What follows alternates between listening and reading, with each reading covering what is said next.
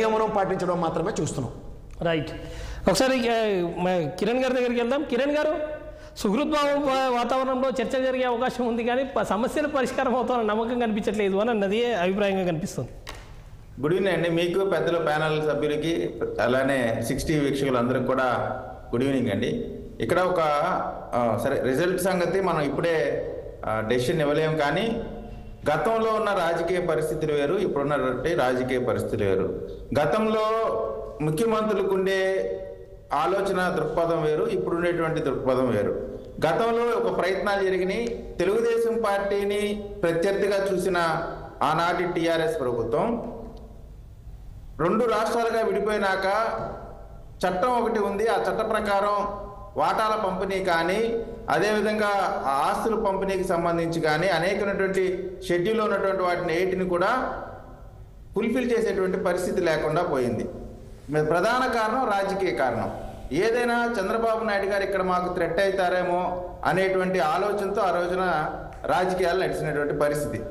ఇప్పుడు ఈ రోజున చంద్రబాబు నాయుడు గారు ఒక ఇనిషియేషన్ తీసుకున్నారు. ఖచ్చితంగా ఉన్నటువంటి సమస్యలను పరిష్కరించాలా, నీటికి సంబంధించి కానీ, ఉద్యోగులకు సంబంధించి కానీ, ఆస్తులకు సంబంధించి కానీ, విభజన యాక్ట్ ఏదైతే ఉందో దాని ప్రకారం, విభజన చట్టం ఏదైతే ఉందో ఆ చట్టం ప్రకారం ఆంధ్రప్రదేశ్కి రావాల్సినటువంటి ఏ ఆస్తులకు సంబంధించి కానీ, అటు తెలంగాణకు రావాల్సిన వాటి గురించి కానీ ఖచ్చితంగా రేపు ఒక మైల్ స్టోన్ మీటింగ్ అవుతుంది అనేది మాకు ఖచ్చితంగా ఉన్నటువంటి అభిప్రాయం. ఎందుకంటే ఇద్దరు కూడా, ఇప్పుడు చంద్రబాబు నాయుడు గారు ఆంధ్రప్రదేశ్ ముఖ్యమంత్రిగా, రేవంత్ రెడ్డి గారు తెలంగాణ ముఖ్యమంత్రిగా ఈ రోజున ఒక మంచి మీటింగ్ జరగబోతా ఉంది. గతంలో జరిగిన మీటింగ్లు అన్నిటికంటే కూడా ఏదో చేపల పులుసు తిన్నాం, మటన్ తలకాయ పెట్టాము, తిన్నాము, వచ్చాము అన్నట్టు కాకుండా రేపు ఖచ్చితంగా మెటీరియలైజ్ అయ్యేటువంటి మీటింగ్ జరగబోతుంది అనేది మాకు ప్రధానమైనటువంటి నమ్మకం. ఎక్కడన్నా సమస్యలు ఉన్నప్పటికి కూడా వాటిని కేంద్ర ప్రభుత్వం యొక్క ఇన్వాల్వ్మెంట్ కూడా తీసుకొని ఈ సమస్యల్ని పరిష్కరించి 2 రాష్ట్రాల మధ్య సుహృద్భావ వాతావరణం నెలకొల్పాలని మాకున్నటువంటి ఆకాంక్ష.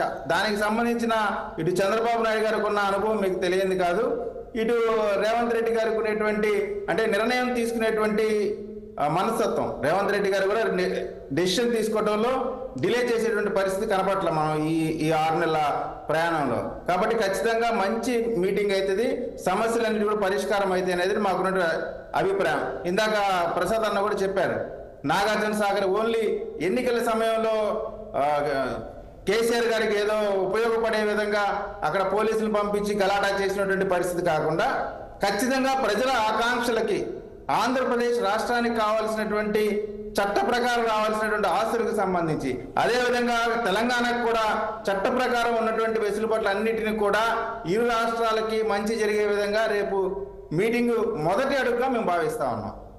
రైట్. ఓకే.